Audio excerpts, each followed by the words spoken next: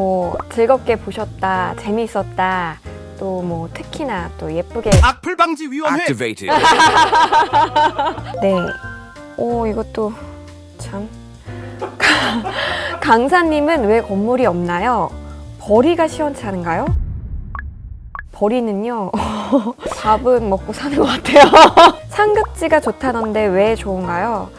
모든 인프라가 잘 구축이 되어 있어요. 학교, 학원가, 뭐 백화점, 뭐 쇼핑 다 모든 게 안정적으로 구축이 된 곳이기 때문에 비쌀 수밖에 없죠. 저는 살 때 싸게 사고 싶고 네. 팔 때 비싸게 팔고 싶어요. 어떻게 그렇죠. 해야 하나요?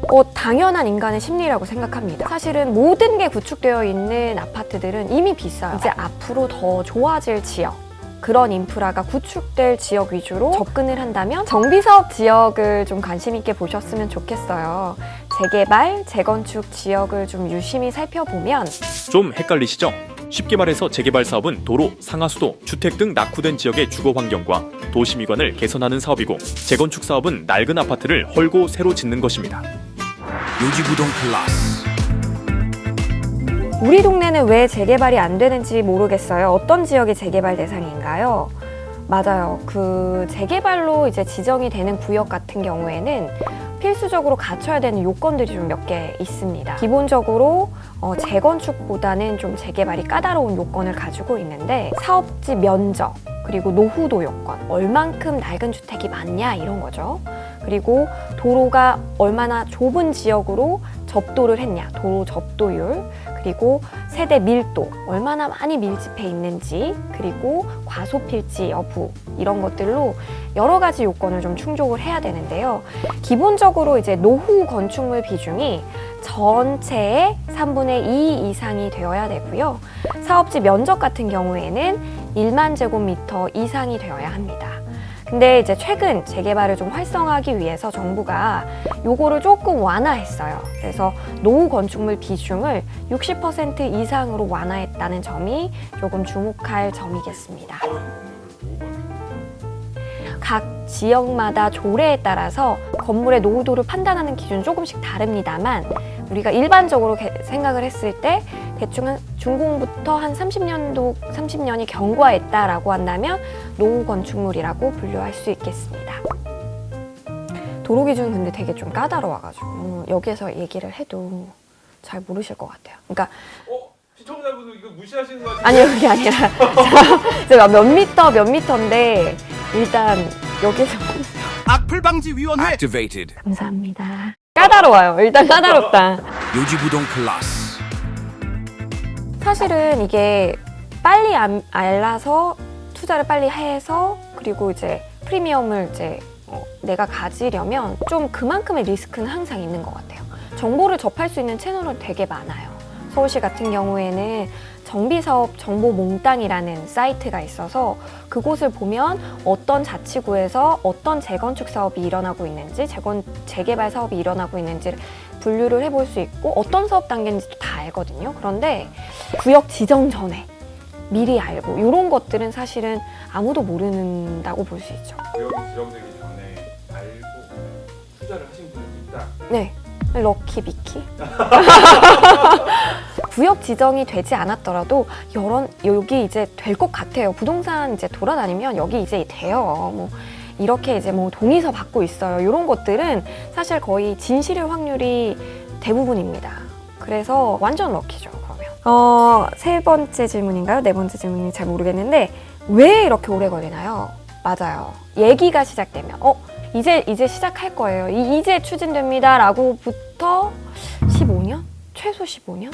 구역 지정도 아까 말씀드린 것처럼 그런 요건을 만족하는 지역을 찾기도 좀 어렵죠. 추진위원회, 조합 설립 인가, 사업 시행 인가, 관리처분 인가, 공공까지 여러 가지 단계가 있는데, 사실상 모든 조합원들의 이제 이해가 좀 얽혀. 땅만 갖고 있는 사람, 건물만 갖고 있는 사람, 도로를 갖고 추진을 하고 싶은 사람도 있고, 하지 않고 그냥 이대로 살고 싶은 사람들도 있어요. 조합을 만드는 것부터가 시작인데 그것조차 굉장히 어렵다. 감사합니다.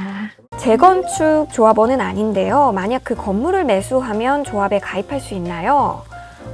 이거는 아마 조합원 자격을 좀 물어보시는 것 같아요. 되게 중요한 질문입니다. 아주 쉽게 표현하면 재건축 같은 경우에는 내가 이 사업에 동의해, 이 재건축 사업에 동의해라고 한 사람만 조합원이 될 수 있어요. 그리고 재개발 같은 경우에는요, 동의했건 동의하지 않았건 조합 설립만 된다면, 인가를 받는다면 모두 다 일단은 다 조합원이 되게 됩니다. 조금 주의하셔야 될 게, 서울시 같은 경우에는 투기 과열지구로 좀 지정이 된 지역들이 있거든요.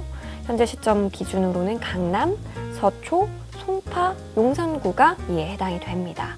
근데 이런 지역에서 추진하고 있는 재건축 사업 같은 경우에는요, 조합 설립 인가 시점부터 소유권 이전 등기 시까지 조합원 자격의 지위 이전이 좀 불가합니다. 투기 과열지구에서 진행하는 재건축 사업의 물건을, 건물을, 아파트를 매수했다라고 했을 때는 조합원 자격이 없을 수 있어요. 그래서 항상 주의하셔야 될 것, 그런 사업 단계에 걸리지 않는 물건인지를 항상 살펴야 되겠고, 요지부동 클라스. 이거 많이들 물어보시는 질문인데, 신통기획, 모아타운 이런 단어들 의미가 좀 헷갈립니다. 일단 신통기획이랑 모아타운은요, 서울시에서 이제 추진하고 있는 정비 사업 유형 중에 이제 하나라고 보시면 됩니다. 일단 기본적으로 두 개의 차이점은, 신통기획 같은 경우에는 대규모 재건축, 재개발 사업지를 대상으로 하는 것이다. 모아타운은 소규모 정비사업 지역을 대상으로 하는 것이다 라고 구분을 하면 좋겠습니다. 특별히 이제 신통기획 같은 경우에는 대규모 사업 지역에 과외 선생님이 붙는다라고 생각하면 좋아요.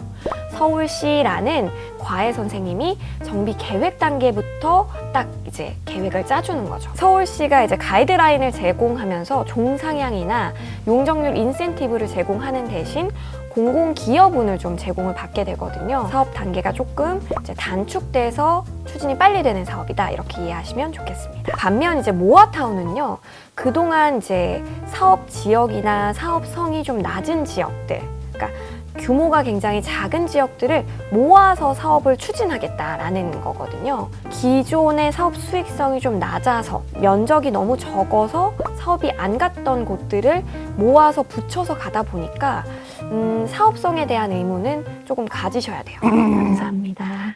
제가 돈이 없습니다. 하지만 재건축 투자는 하고 싶어요. 네. 방법이 없을까요?